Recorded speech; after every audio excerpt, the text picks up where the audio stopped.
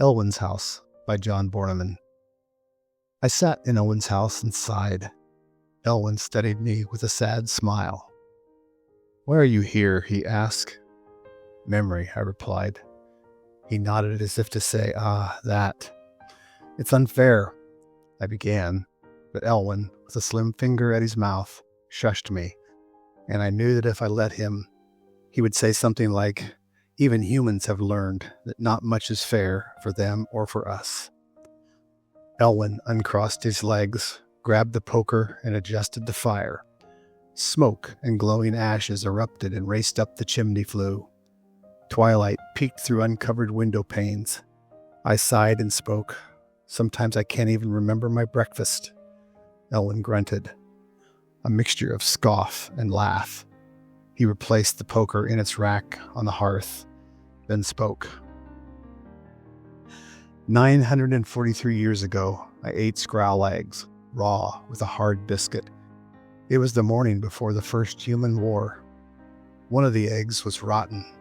I replied.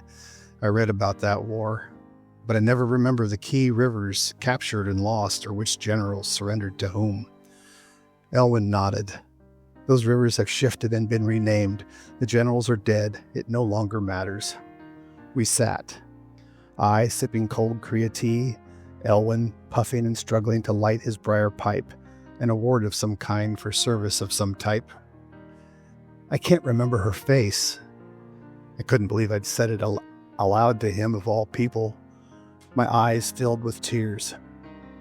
Elwin pointedly ignored me and puffed, his ears twitching slightly. We sat that way until all light from the window failed. In the flickers of the firelight, our shadows leapt at each other, grappling on the wall behind our chairs. Elwin took a pipe from his mouth. 10 years is as a heartbeat. Her face never leaves me. He reached inside his tunic, pulled out a spare pipe, and thrust it at me. My hand twitched, but I took the pipe and applied myself to the lighting process. A few puffs and several applications of the cinder resulted in success. Smoke from my pipe reflected my mood, wrapping itself in and around Elwin's clouds, then blending and rising to his well-blackened ceiling. I broke the silence, but I loved her. If only I could see her again, in my mind, like you do. He stopped smoking, leaned forward in the chair, pipe pointed at my chest. She was blonde, a shade of honey, the kind made by bees fed not on clover, but on pumpkin flower. It was a shade unique to her. Her throat was pale and long, her arms thin but strong, like her mother's. Her legs, the legs of a dancer. Her voice, the voice of legend, of myth, a voice that both our gods would covet. Elwin sat back in his seat. He clenched his pipe between his teeth and reached for his tea from the table next to his chair. My tears dried, and my emotion began to fade like my frail human memory. But her eyes, tell me about her eyes, how they sparkled in the dawn light, how they could change from green to deep blue without warning. I leaned forward on my seat and pleaded, "Her eyes are leaving me. Before long, she will be completely gone." Elwin frowned and grumbled into his teacup. I knew what he was thinking, that he remembers her eyes all too well. He remembers how they snapped from love to fear as he entered our bedchamber, armored, a foot soldier in the last human war.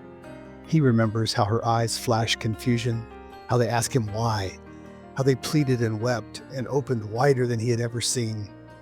He remembers that he knew I was away, playing my own part in that stupid war. He remembers how she squeezed our 2-month-old child against her breast, and how her voice keened in discordant harmony with the baby's screams. He remembers how he unsheathed his sword, thrust it through his half-breed grandson, out the other side and into his daughter. We puffed at each other in the dying firelight, and for the millionth time I considered killing him. Elwin studied me with a sad smile. We sat in Elwin's house and sighed.